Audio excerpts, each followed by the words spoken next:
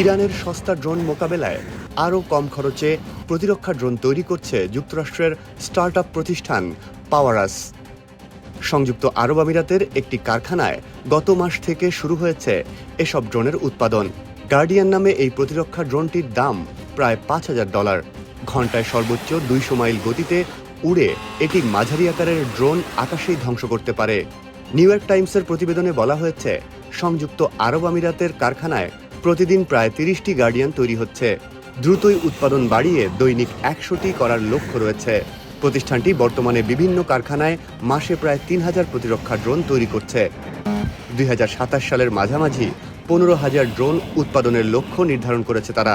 ইরানের সঙ্গে চলমান সংঘাতের মধ্যে সংযুক্ত আরব আমিরাতে প্রতিরক্ষা ড্রোনের চাহিদা বেড়েছে। প্রতিবেদনে বলা হয়েছে, ইরান এখনও পর্যন্ত ইউএইর বিভিন্ন লক্ষ্যবস্তুতে ৫০০টির বেশি ব্যালিস্টিক ক্ষেপণাস্ত্র ও ২,২০০টির বেশি ড্রোন ছুড়েছে। পাওয়ারাসের দাবি, স্থানীয় কারখানায় দ্রুত ড্রোন সংযোজনের মাধ্যমে প্রচলিত প্রতিরক্ষা অস্ত্রের তুলনায় কম খরচে হুমকি মোকাবেলা করা সম্ভব হবে। গার্ডিয়ানের বিভিন্ন অংশ ত্রিমাত্রিক প্রিন্টারে তৈরি, এখন সহজে সংযোজনযোগ্য করে ডিজাইন করা হয়েছে। তবে এই ড্রোন সব ধরনের হামলা ঠেকাতে সক্ষম নয়।